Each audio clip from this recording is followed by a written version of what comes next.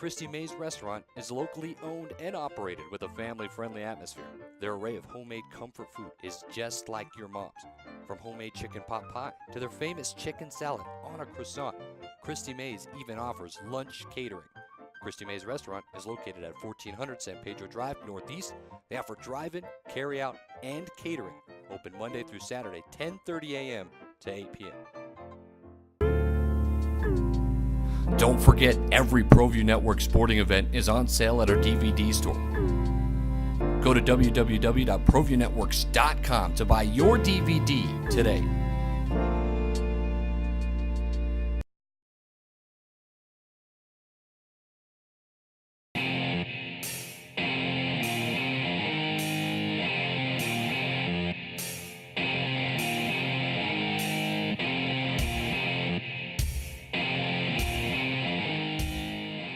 All right, welcome to this edition of the New Mexico Motorsports Report here on the Proview Networks. I'm your host, Dominic Aragon, Editor-in-Chief for TheRacingExperts.com. I'm David Swope. I'm a host for the New Mexico Motorsports Report on ESPN Radio, 101.7 The Team. And I'm Brooklyn Green, sideline reporter for the New Mexico Motorsports Report. A lot of racing action this weekend. Formula One, IndyCar, NASCAR, but the IndyCar Series crowned a champion this weekend. Yeah, absolutely. IndyCar crowned a championship this weekend at Sonoma Raceway. It was a rather uneventful race, actually. The most interesting part was towards the end of the race when Simon Pagenaud actually took the lead, and he looked like a man possessed. There was an opportunity for Joseph Newgarden on his quick laps to actually use some power to pass, and he didn't. He left it in the bank. I'm not sure what that was really about, why they were waiting, but Pagenaud actually moved from fourth to second in the points, just 13 points off the lead. With a double points race, basically anything can happen. But it was a like I said, somewhat uneventful race. There really wasn't any yellows to speak of, and of course he was able to run. Newgarden is only the second American in the last 11 years to win an IndyCar title. The last one was 2012 with Ryan Hunter-Reay. Great to see Newgarden. He's from Tennessee. Of course, Cindric was coaching him all along because he was afraid that he was going to actually go for the win and take both him and Pagenaud out, which would have got Dixon then.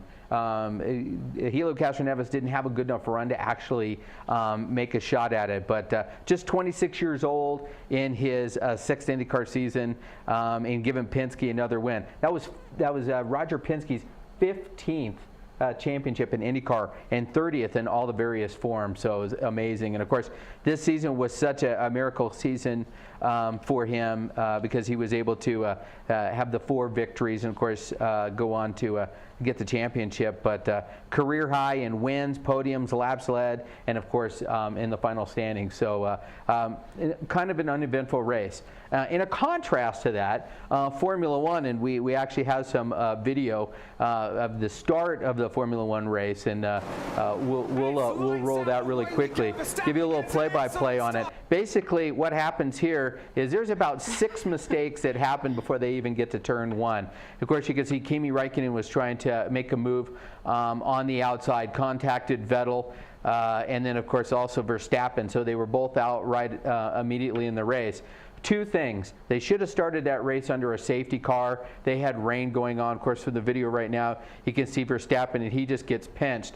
One of the things that you watch that start for Vettel is like creeping to the left, basically trying to pinch him into the wall. Well, there was nowhere he could go with Kimi Räikkönen on the outside. But as long as I've been racing, you know, my dad has always told me every time you go to a driver's meeting at the start of the race, what do they tell you? The race is not won in turn 1, but could be lost in turn 1. This may end up actually costing Vettel a championship. He went from being 3 points to now he's 28 points back. And as you know, in IndyCar, that's a long way to go. And so that right there was a perfect graphic of all the things that you should not do. Then it goes on, and Hamilton goes to the front and leads, and is basically fairly uneventful after that. Bottas has a great run. There was a chance there where they actually thought that Palmer might get his first podium, and then that fell apart. So I think at the end, like half of the cars didn't even finish the race. But the beginning looked like a NASCAR demolition derby or something. Yeah, I don't think. I think that that's one of the things that people don't like about Formula One. Okay, it's like once they get stretched out, then there's not a whole lot of passing. It's all strategy. It's all pit strategy. They got like 16 different types of tires. You got requirements. They don't even put fuel in the car, so the pit stop's like 2.3 seconds. And so, I mean, any little bitty mistake causes something. But I think that that's a good example of they tear up cars, but before turn one, and all the Ferraris are out. So about half of the people that are there watching it now have no more interest. But they also say very similar things about IndyCar, that the most exciting IndyCars are on the oval, and I think that road racing is definitely a driver experience more than it probably is a fan experience. But I wanted to show that because there's a perfect example of all the things that you shouldn't do. But NASCAR on the flip side, there was a lot of exciting stories. Maybe talk a little bit about Chicagoland. Sure, the beginning of the playoffs happened this weekend at Chicagoland Speedway. Martin Truex Jr., no surprise, was the class of the field. He didn't start on the pole and even had speeding penalty on pit road, but Truex Jr. shined when it counted the most. Truex led the final 55 laps in the tails of the Turtle 400 at Chicagoland Speedway Sunday in the opening race of the playoffs. The win guarantees Truex a spot in the next round when that kicks off in a few weeks at Charlotte Motor Speedway. We'll grab more on the point situation later, but Dave, looks like Truex was able to rebound from all of his troubles at Richmond last week and from Darlington 2 weeks prior. Well, and you saw him in Winner's Circle with such a relief. He had so much pressure, going into that race. It seemed like a lot of the odds were against him. They did everything right. I mean, they didn't do everything right, actually.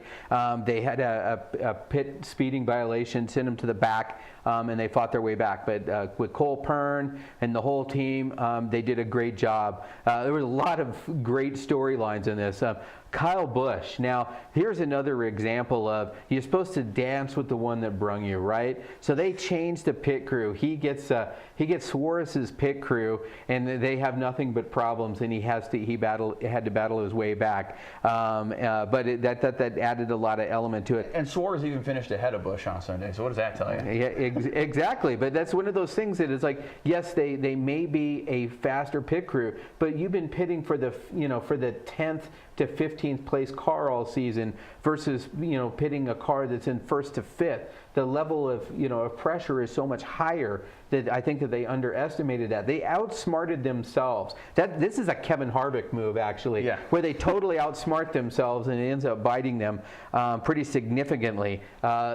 Chase Elliott appeared to have a great run. Of course, this afternoon the penalties came down because they found a video of some tape on the front part of the car, and so there's all this talk about it could have been an increase by 10 horsepower. Now, I haven't gone back and done all the research yet, but they actually claim that this video wound up on YouTube is how they found out about it, as somebody pointed it out, but they were already talking about it in the pits.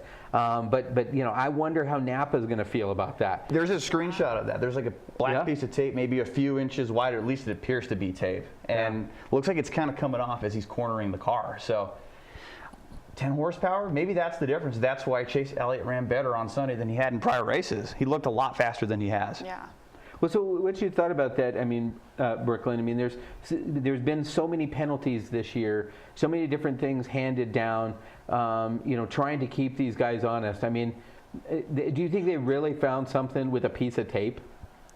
I don't think so. I mean, I think there's rules for a reason, but I mean, every race car driver is going to push those rules to the limit just to see how good they can be and how good they can finish. I mean, I think they're there for a reason, but I don't think a piece of tape can really do that much of a difference. But hey, I mean, like you said, I haven't done all the research on it.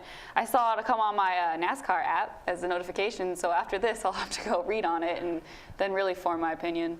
Yeah, it's amazing to me, but I mean, they were pulling out the skirts, the last couple of years. Flaring those NASCAR out, came down on that. They were flaring those out. You've had a lot of the annals will talk about kind of like the hip check, before the rear tire to try and give it some more aerodynamic push. Of course, the difference, in putting too much tape on the radiator and then overheating the car. So that's that balance between. So it's phenomenal to me. That would be just if somebody came up with that. That's whatever it takes to win. But it did. They're going to have to put more little subsections in the rule book because you can add to the grill and have some grill tape, but spoiler, right? What? Well, and the reason that they do that is because you're taking a risk on overheating the motor. And exactly. So there is a place where it's like, well, you could push it too far, and then it's going to end up balancing on you. But I hear so many people complain about the fact that NASCAR has gotten to where the cars are so built and everything is so safe that they're going out there and it's gotten away from stuff like that. To where it's like, somebody would try and, flare something different or, do something different with a hood configuration or anything like that. And we've gotten away from, that level of creativity. Of course, it was a tremendous argument about where do you draw the line? Is it, let's say there's only so many cubic inches, there's only so much horsepower. We're going to spec the tires, we're going to spec the fuel. How far is this going to go? As a matter of fact, now we got the end of the Xfinity race, which was absolutely exciting. And you've got who's number 7 again? There you go, Justin Allgaier. Justin Allgaier right there. And look at that. Just basically throwing Blaney in the wall. That was really tough. But that was great to see. At the final race, actually have an Xfinity regular, and then of course leaving with the points lead, the number 1 of Elliott. So. I think that was a pretty good race, but it came down to a restart. It was pretty exciting. Well, the Xfinity Series just looked exciting because you had a lot of these regular guys go out. We had the JR Motorsports guys go out and dominate and run in the top 5. We saw that with Justin Allgaier. And this is Justin Allgaier's first multi-win season in the NASCAR Xfinity Series. So that team is setting themselves up really well as we go into the playoffs for them. They begin next week. So got a lot of great racing coming up. Yeah. Well, we're going to see if William Byron can rebound in the series as well. Of course, he was having a great run, 3 victories, very consistent, with 8 top 5s and 17 top 10s.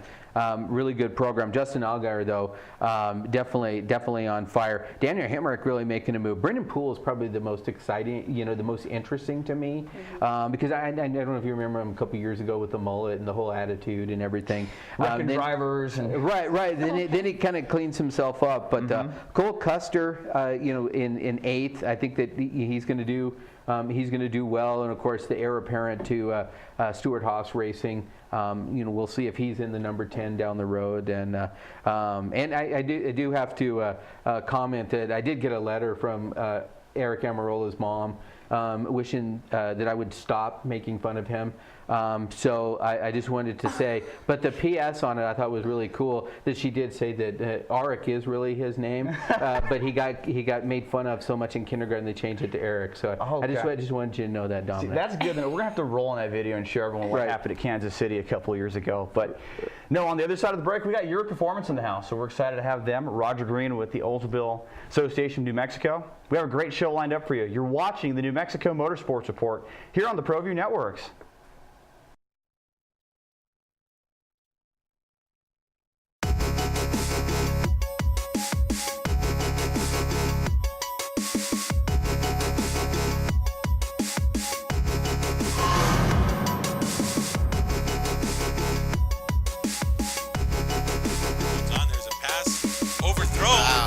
Picked off. That's Lucas Martinez, and he's going for the touchdown. Nice.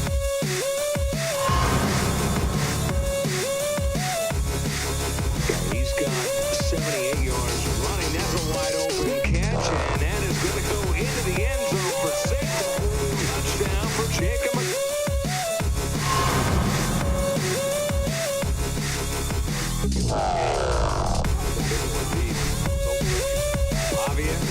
Now he finally has pressure. He's got a hold to hit a throw. Look at that. He's got a wide open man. It's a catch at the 15-yard line. Magala keeps on going. And is he into the end zone? It looks like he has. Touchdown.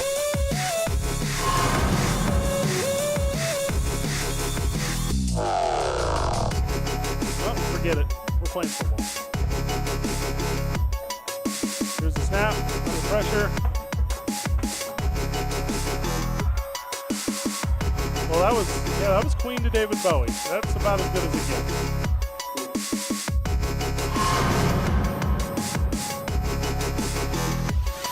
Lynch on the free kick toward the box.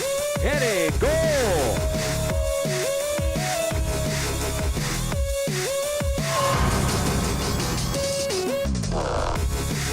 Cleveland 14, Centennial nothing. Pitch out to Acosta, was never looking for that. Picked up and going for the end zone. Oh my God. That's going to be a touchdown. Oh my goodness. It's like two guys are running. 86-yard touchdown recovery.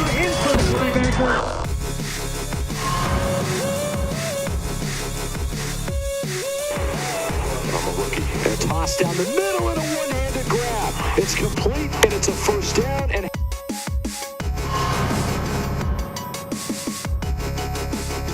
barrier here that we have to look around. But we're nice and low. That's the good news. Fun place, and there's a shot from the outside.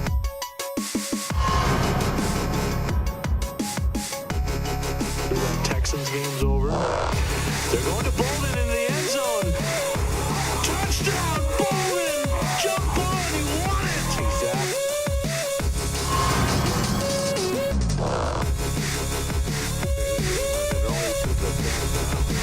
Turnbull, pressure, good looking pass, and that is going to be a catch, and that's going to go for 6. Nissan Sanchez will get his second touchdown of the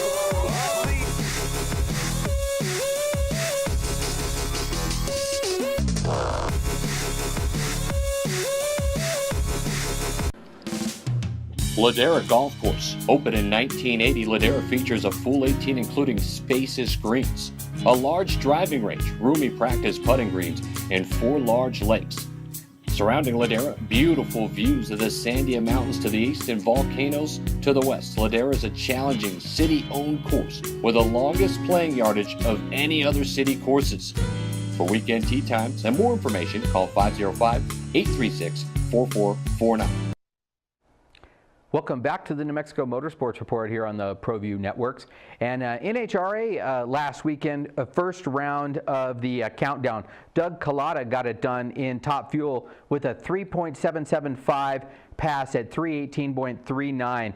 Collada has 43 career victories. Robert Height won in Funny Car, Tanner Gray in Pro Stock, and Eddie Krawick in Pro Stock Motorcycle. A 3.943 at 328.86 in a Chevy Camaro S got it done for Height. He has 40 career victories and 5 at the ZMAX Dragway. Greg Anderson had a 6.614 at 208.07 in a Chevy Camaro, and Krawick beat teammate Andrew Hines with a 6.85 at 196.87 in a Harley Davidson for his 4th victory of the season and 40th overall. If you want to go check out some local drag racing, one of the neatest events that they have is actually going on this weekend. It's a Yearwood Performance presents the All Out Call Out 2. We got a little video we're going to run here for you.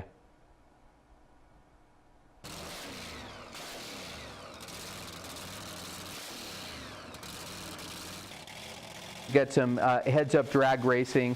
We're going to have some different classes that we're going to talk about, and joining us actually in the studio here in just a second is going to be Mike Tedoni, that's with the All Out Call Out, and of course there's a nice burnout there as well. And joining us also is Robert Costa, that is the owner and operator of the Albuquerque Dragway, and so that's going to be going on this weekend with the drive out. And so joining me now is Robert Costa with Albuquerque Dragway and Mike Tedoni with the Yearwood Performance presents the All Out Call Out 2. How you guys doing today? Good. Thanks for having us. Thanks. Yeah, well, I tell you, it's one of my favorite events, and of course we'll get you in really quick, Mike. Give us a little bit of the lowdown, because one of the things I think is really neat is this is a true call out. One, you call out your competitors, but 2, you have to actually drive the car to the track. track. Yeah, so there's a meetup. It's a streetcar race, yeah, and so we try and keep it as streetcar oriented as possible. So there's a mandatory drive out to the track. It's usually in the neighborhood of between 15 and 20 miles, depending on where we do the meetup for a given race. But there's 5 different classes, very few rules, much like a street race would be. For a given class, if there's 50 cars in a class, we'll do 25 tickets. And if your ticket gets drawn, you get to call out who you want to race. So also, a lot like a street race would be. You get to call out who you want to race. Some guys go right for the fast guys right away, and some guys go right for the slow guys right away. It just depends. There's a lot more strategy to it than people tend to think. It's pretty neat. So Robert, what do you think about, you have several different events that you and your staff put on, but this is also kind of a collaborative event where you bring in another group that actually puts on an event. What's the perspective from you as the track owner and operator with that? Well, our expertise is running the racetrack and making sure that the safety aspect is there, that the track has good traction, all of those types of things. These guys, they run a great streetcar event, okay? Because they're street racers, kind of imagine a football star trying to put on a race. Right. It just doesn't work. Right. We know how to put on races for racers. We don't know how to put on the streetcar stuff. And some of the things that they do are very unique, with the call out, with the drive, that type of thing. And it works really well.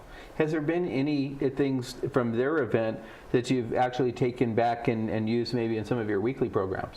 A little bit. There's a little bit of stuff that we can do. Bracket racers seem to be much more, they want the structure, where these guys are, it's almost like anarchy. It's like, hey, it's controlled anarchy, right? Yeah. Controlled anarchy. Yeah, sometimes we got to make decisions on the fly. Sometimes. But it's hey, put everybody's name into a hat and draw a name. Yeah. Bracket racers, they would, they wouldn't go so well with that. They want to know who they're going to race and what round they're going to race them in.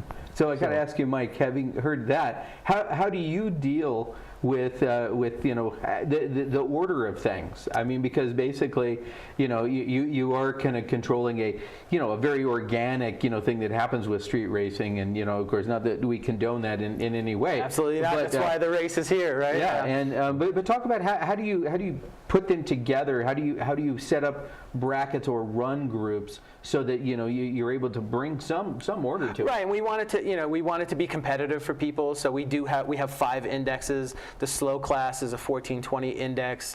The next one up is the Street Fighter class. It's a 1280 index. Next one is the Big Boys class. It's an 1150 index. Heavy hitters is a 1020 index, and then there's the Let It Eat class, and there's no index. And and there's always going to be sandbaggers that run down a class. Right. But what we've come to learn is pedaling a car is just as tough as making it go fast sometimes, because we do have a breakout. If you break out of the index, you're done. So if you're pedaling the car and you're trying to not get past, but you still get across the line, there's a good chance that you're going to get broken out.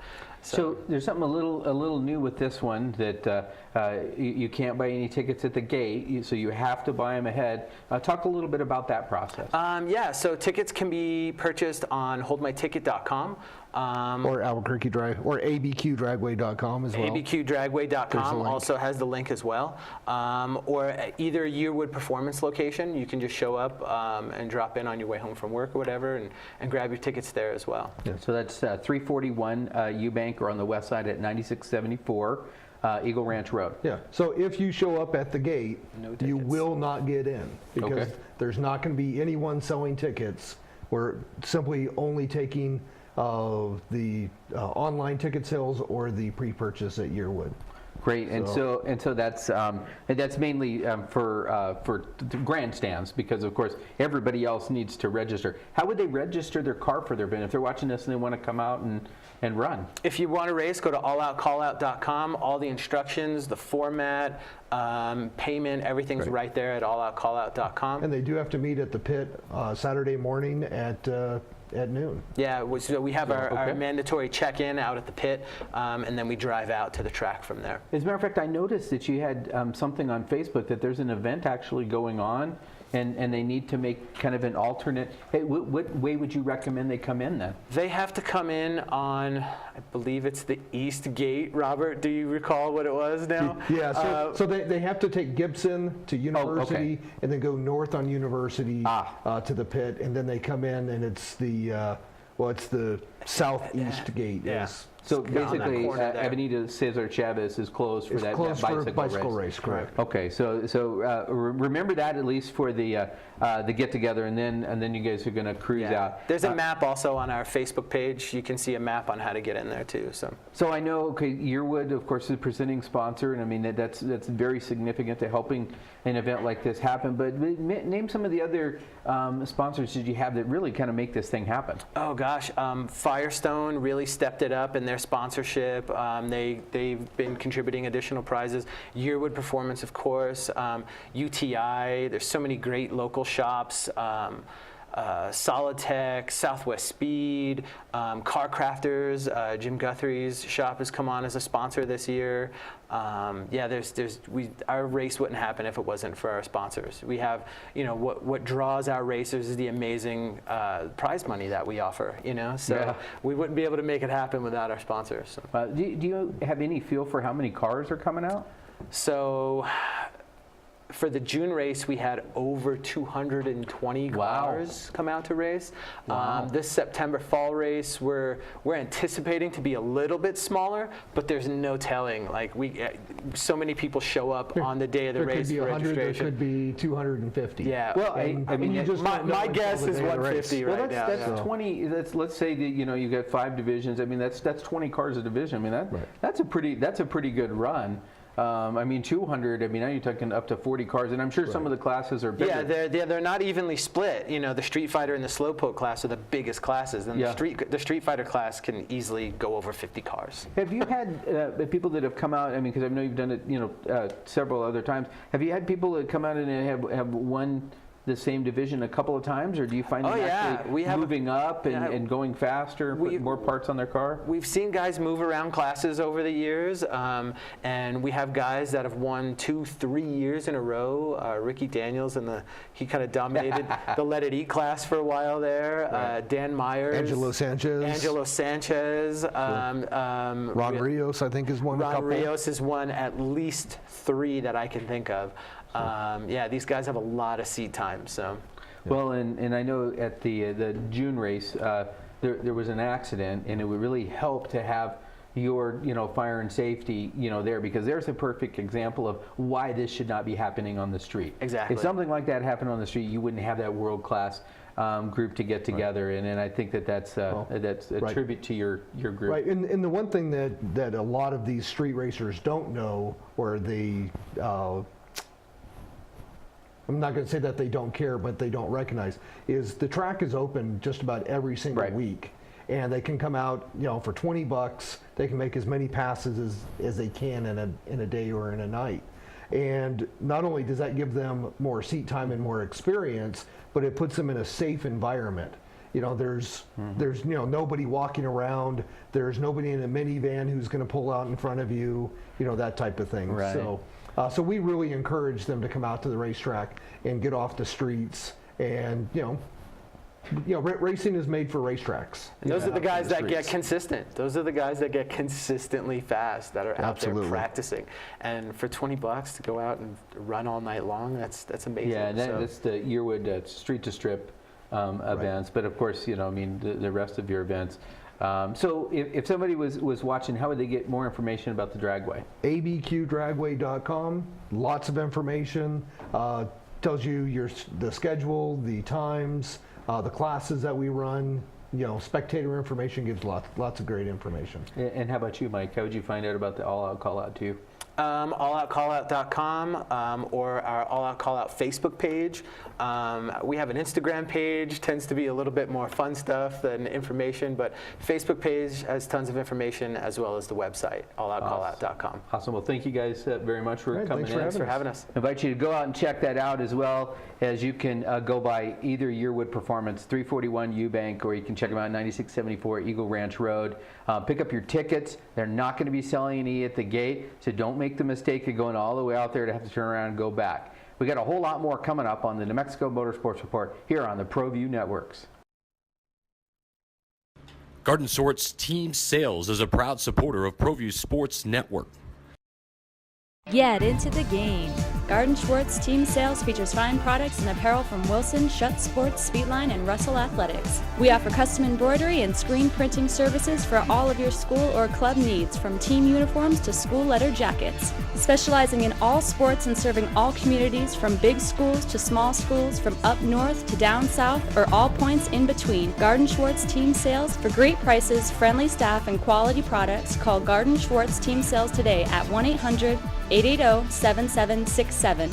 That's 1-800-880-7767. Since 1939, Garden Schwartz Team Sales is a proud supporter of New Mexico youth athletics. Gecko's Bar and Tapas, a proud supporter of Proview Networks. It's been a fan favorite spot for food lovers and sports fans. With not one, but two great locations, including outdoor patio, an atmosphere you won't want to miss. Gecko's, off Academy and in Nob Hill.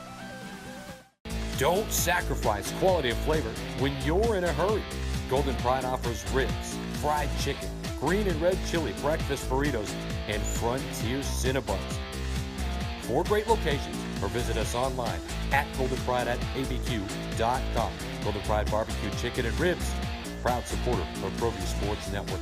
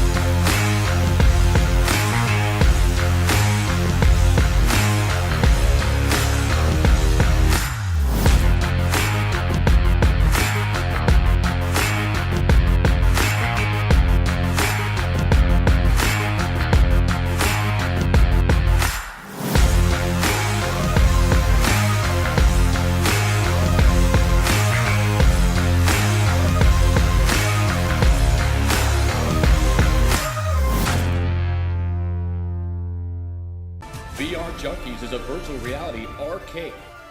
We specialize in all things VR, from the simple phone-based headsets to cutting-edge full-body motion systems. Check us out at the Coronado Mall. VR Junkies.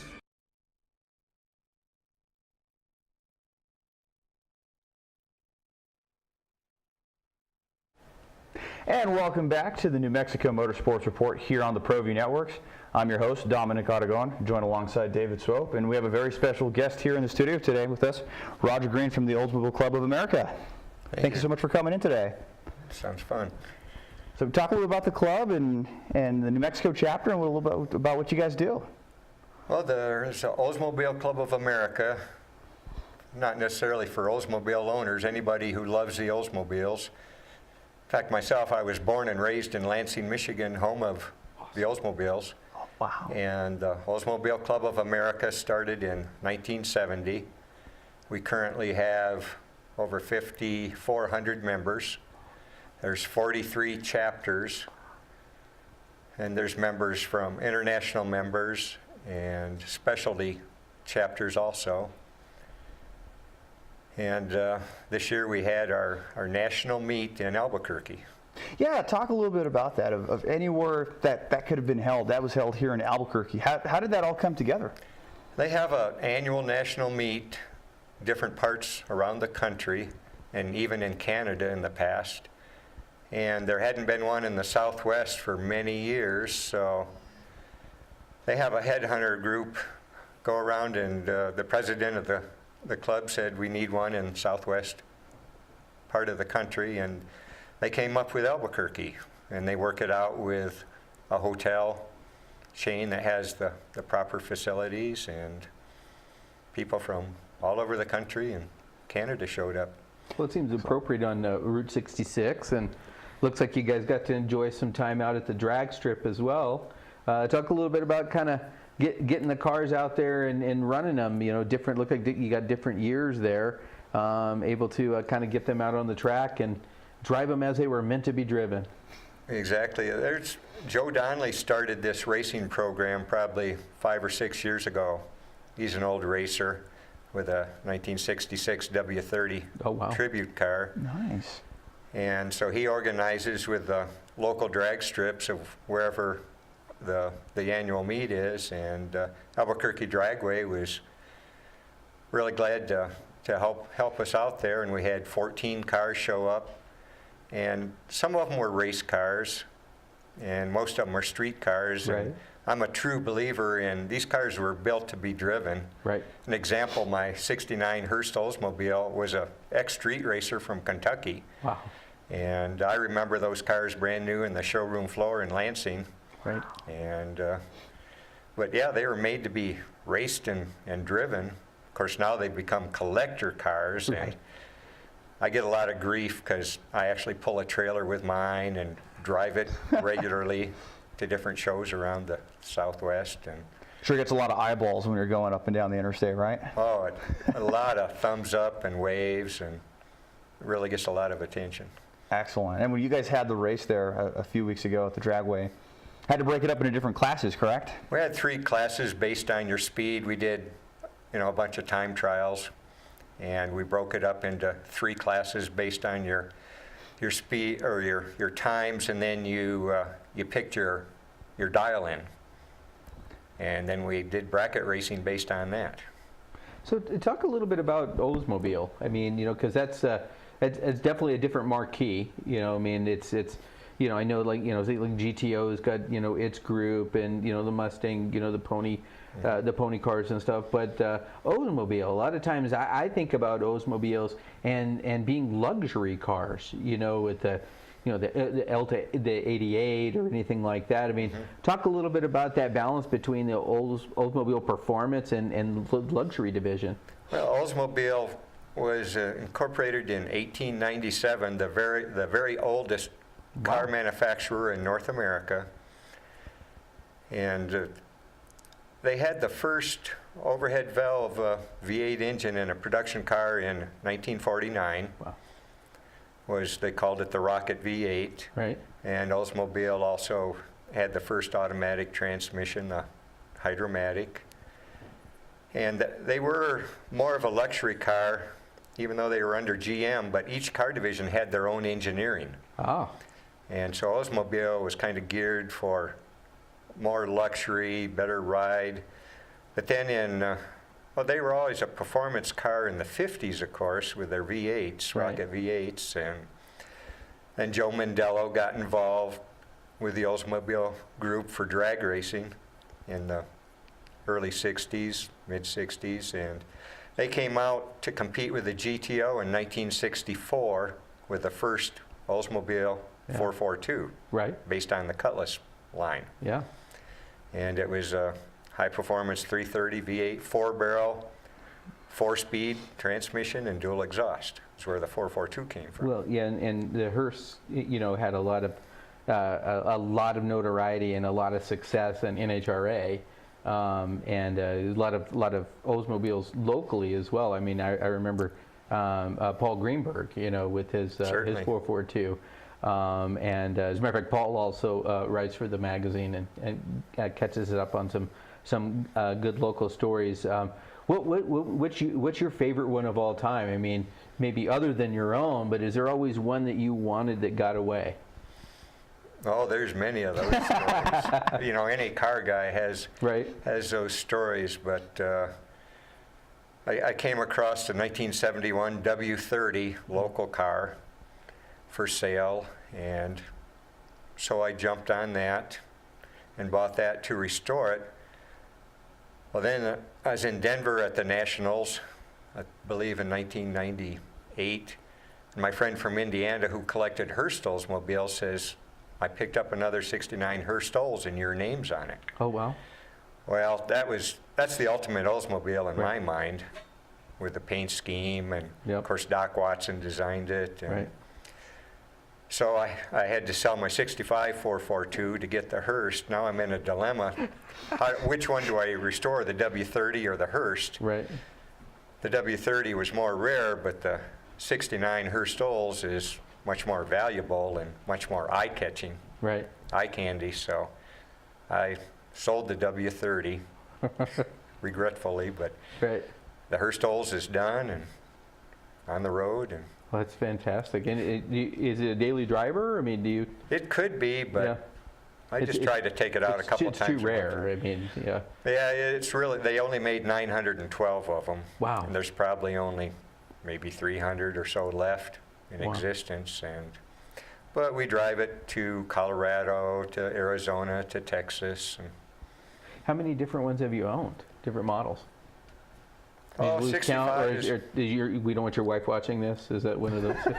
No, she supports me 100%. Oh, good, okay. As long as it's car money. I sell car parts and part out cars for the last 30 years to finance my... Your habit. I've got 5 classic Oldsmobiles right now. Oh, fantastic. 65 is my favorite year, of course. And wow. That was my very first car in 1968, a 65 Cutlass. Nice. Wow. So. Yeah, that's nice. You know, it's neat how people are about it. You know, it's like, because what I wanted to ask you that question is, a lot of times it's not always the most famous that, you know, that is the favorite. We all have favorites. I mean, my first was a 67 911 or a 67 Nova Super Sport. Mm-hmm. And, you know, and so the Chevy 2 and Chevy 2, you know, competed a lot with NHRA, with all the Thunderbolts and everything. But, you know, I mean, you know, when you look at the car with the hubcaps on, and, you know, I mean, when it was the daily driver, you know, it wasn't necessarily something that would pop out. But, I mean, you know, with the 350 horse 327 in it and the aluminum power glide, I mean, the thing was fast. I mean, it weighed as much as the Corvette. So a lot of times it's like, that's how you know, it's a true car aficionado. It's like, you know, it's not just the big names that everybody knows about, but the W30. I mean, that's a perfect example of, well, how can you not? And then you're like, nah, you know. So thank you for sharing that story. But was there ever one that you had that just like gave you nothing but problems, or? Well, I've got one of those right now. It's a 67 Cutlass Supreme. It's been in Albuquerque its whole life, and of course all the Oldsmobile guys have known about this guy by 12th and Manal. He had 2 67s parked in his front yard, and never for sale, and he passed away, and I wrote a letter to his address hoping someone would get it, and he had 3 or 4 daughters who weren't interested in cars, and they had a family friend contact me, so we made a deal, and I bought that car to restore, but taking it apart, just one hidden thing after another. It sat for years? Is that what you were saying? Did it sit for years? Yeah, well, it sat outside its whole life. That's a killer. Yeah. They had, you know, replaced a new windshield, but they didn't repair the rust under the channel, so the floorboards rusted out, the heater controls all rusted up, and it's just become a big money pit. But I got it apart. I'm going to do it right. It's going to be a brand new car. But you run into those. Yeah. When's your next event? When's the next event you guys are going to go to? Next year in July is going to be Gettysburg, Pennsylvania. Oh, wow. You going to drive up there? I doubt it. It's only 2,000 miles, right? Right. That's a long ways in a non-air conditioned car in July. Yeah, absolutely. So does the local chapter meet up often, or do you guys have a lot of events that people can come check out? We used to have an annual event locally. We called it the BOP Show, Buick Olds Pontiac, that we always sponsored. And we were always getting 50 to 55 cars every year at quality GMC always sponsored that for us. And Sure. hopefully we'll be able to do that this spring again. Excellent. And is there anywhere that people can check out online if they want to learn more about the club? Go to the Oldsmobile Club of America. It's OCA.com, I believe, or .org, but OCA, Oldsmobile Club of America. They've got all the local chapters there and the national events and all the information you need with applications to join the club. Excellent. Great. Roger, thank you so much for coming and joining us in the studio. Of course. And if you guys want to read more about Roger Green and the Oldsmobile Club of America, check out this month's edition of the New Mexico Motorsports Report, available at all Napa locations throughout the metro and across the state, at all CarCrafter locations, and Yearwood Performance. This is the New Mexico Motorsports Report here on the Proview Networks.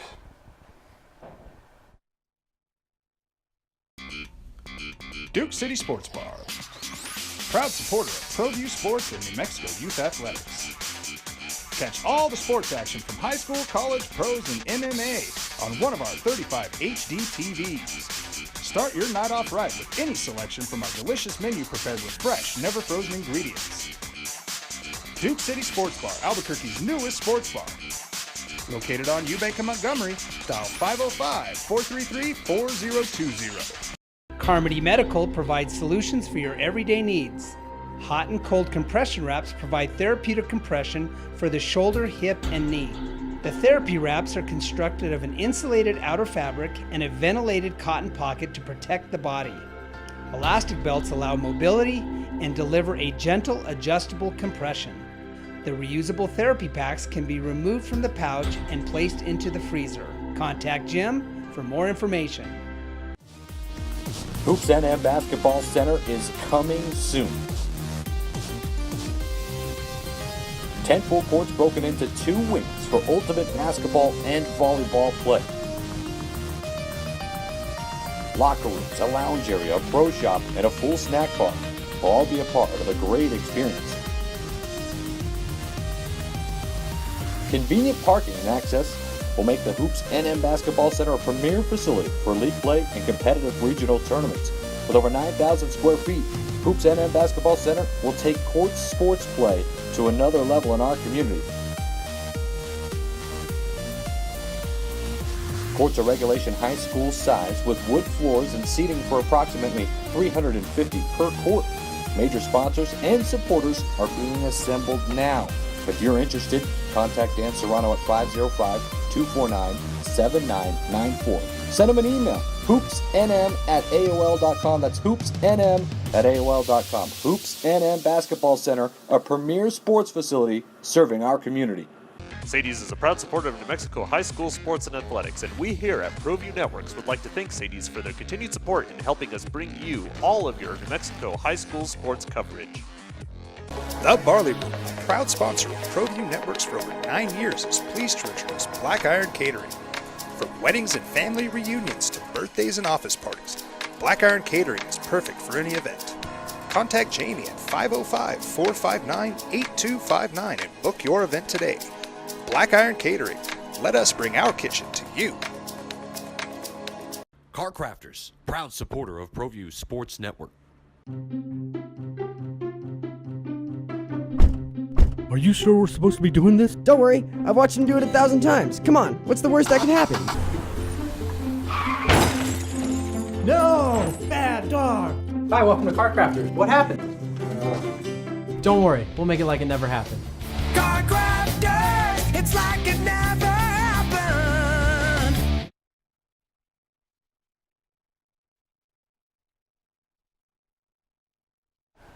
Welcome back to the New Mexico Motorsports Report. I'm Dominic Otagon, David Swope, and Brooklyn Green. Brooklyn, what's going on locally this weekend? So this Saturday, the 23rd at Sandy Motor Speedway, we've got the Dynamite Dash. Racing begins at 6:30 and general admission is $17. And if you go there, you'll see the 305 wing sprint cars. At ABQ Dragway, we've got the all-out call-out. There's 2 streetcar racing tickets available online and at Yearwood only. So be sure to get your tickets before the day. No tickets will be sold at the door. Yep, just as they talked about earlier, yeah, it sounds like it's going to be a great event out there. So, okay, we shift our focus to national. NASCAR Camping World Truck Series has their points set. They finished up their last race of the regular season at Chicagoland Speedway. Christopher Bell has a commanding point lead as they start the playoffs. Well, absolutely. With his 4 victories, was able to get that done. Johnny Sauter, of course, won the final race of the season, made sure he was in. So you had 5 that made it, 6 that made it on victories, 2 that made it on points. So it's going to be an interesting battle as now they're going to progress into the playoffs. But Matt Crafton, that crafty veteran, is still in the run. So I think that you're going to see after the first round, we were going to really settle it out. I don't know if Kaz Grell is going to make it out of the first round. The great win in Daytona, I'm not taking that away from him. But I really think it's going to be down to Christopher Bell, Johnny Sauter, Matt Crafton, and I think Austin Cindric is actually going to make it into the Final Four. The truck that impressed me Friday night, and I think he had the power to get to that Final Four, had he made the playoffs, Ryan Truex. He started on pole, he led some laps. That team has really upped their game. That's a team that went part-time a few years ago. So yeah, Truex absolutely. comes out firing, lost on a tiebreaker. So I think there's a driver that could have easily gone farther than Ben Rhodes. Not knocking Ben Rhodes, but I'm shocked Truex is not a part of this playoff. Absolutely. Right. So you guys just picked to win the championship in the Truck Series. I'm going to go Christopher Bell. Hard not to pick Christopher Bell here. He's looking too strong with the Kyle Busch Motorsports equipment. Yeah, it is, and of course, I mean, for me, of course, his dirt racing background, I think really helps him, and especially in the Truck Series. As you move to Xfinity, I think that there's a bigger change moving from trucks to Xfinity than there really is from Xfinity to Cup. Now, actually, having heard Eric Jones this year, there's much more of maybe a change than I realized between Xfinity and Cup. But let's talk a little bit about Xfinity points. They got it finished this weekend. Of course, Justin Allgaier getting it done, but William Byron leading the points with his 3 victories. Justin Allgaier sitting there just 2 back with 2 victories. Elliott Sadler, Daniel Hemrick, Brendan Poole, Ryan Reed, Jeremy Clemens. That's a feel-good story. That is such a feel-good story. I hope that he can advance further along, but I think Cole Custer, with his background and his backing, has a better chance to advance. So I think it's really going to come down. You're going to see William Byron, of course, Justin Allgaier, Elliott Sadler, and then from there, you got to make your pick. I mean, who do you think is going to be that 4th one? See, and we saw that last year at Phoenix. Blake Cook came down to just a few points on missing the championship 4 to Justin Allgaier. Brendan Gaughan made that round of 8. So there are a couple drivers back there maybe they're not seated well thus far, but Jeremy Clemens could go up there and shake things up, because that's a team that finishes inside the top 15 for not having the millions of dollars in the alliance that William Byron or Justin Allgaier would have with the Cup team. But the driver who's impressed me most over this Xfinity Series season would be Elliott Sadler. 11 top 5 finishes. He may not have won, and he has not won since last year at Talladega in May of 2016. But here's a driver you know is going to go out and finish inside the top 10, barring a mechanical issue or some sort of crash. But Elliott Sadler, we talked about it with Helio Castroneves being the Mark Martin of IndyCar. Elliott Sadler is the Mark Martin of the NASCAR Xfinity Series. 3 times he's finished. Everyone's got one. Exactly. Every series has got that Mark Martin, and that belongs to Elliott Sadler with the Xfinity Series. He's finished 3 times runner-up, including last year. Does he get it done this year?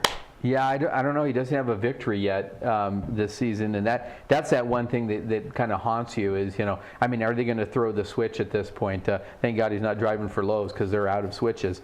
But definitely, I do think that William Byron, he already knows he's got a Cup ride next year. I think he's got a lot of backing there. But Justin Allgaier, I mean, he has just been, scratching at the door. Of course, we were at Phoenix last year and got in the middle of the little scuffle between him and Suarez, which was really interesting.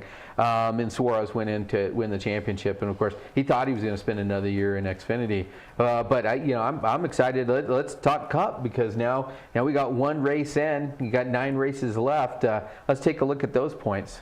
Yeah, the Cup Series, Martin Truex Jr., no shock. He's going on to the next round. He has the commanding point lead. So Kyle Larson is your your next driver that is not safe, but he's got such a nice advantage over 13th place Kurt Busch. I think it's hard to imagine we're not going to see Kyle Larson and the likes of Kevin Harvick and Brad Keselowski advance. But you look at those bottom four, Kurt Busch would lose on the tiebreaker if the next round started today to Austin Dillon.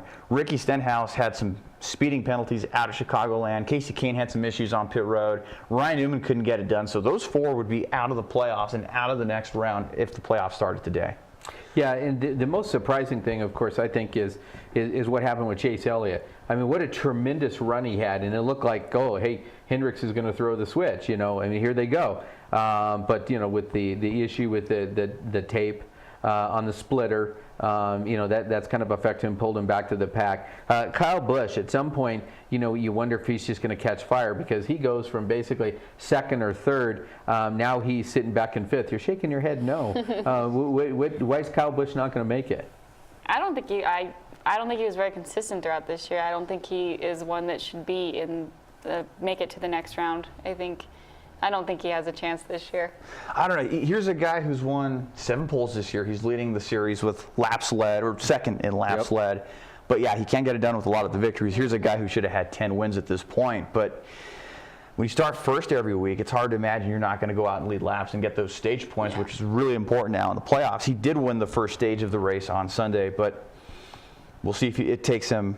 We'll see if he goes for a third year in a row to the Final Four. I'm just hoping. This year's full of surprises, so I'm sure hoping. is. Ryan Newman making the chase out was right. Yeah, I mean, Ryan Newman. I mean, he's looking good. No, I mean, I'm trying to be a smart aleck at this point, but absolutely doing a great job. What do you think about the Twitter wars? I mean, you know, Brad Keselowski, right? I mean, Ford was dominant at the beginning of the season, right? Nobody was saying anything. Now Toyota, you know, is looking dominant. And really, I tell you, who's looking dominant is Martin Truex. I mean, with confidence, with the team behind him, with the consistency of what they're doing, I mean, it's really his to lose.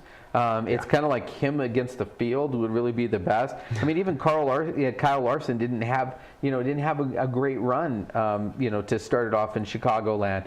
Kevin Harvick, you know, I mean, Kevin, I have him picked as one making the Final Four. He made some good moves. I mean, you know, Brad Keselowski, I didn't actually have him in the Final Four. I actually had Kyle Busch in there, but he still keeps hanging around. I mean, you know, 17 top 10s, you know, 9 top 5s. He's like that bad itch, you can't get rid of him. Well, yeah, and that's what they say, Brad, you know, bad Brad, you know, and of course the whole Twitter war thing, and so I've got to ask you guys as younger people. I mean, is this the new cat fight? I mean, what's with the whole Twitter war thing? I think everyone has a Twitter war once in their life. No, I'm just kidding.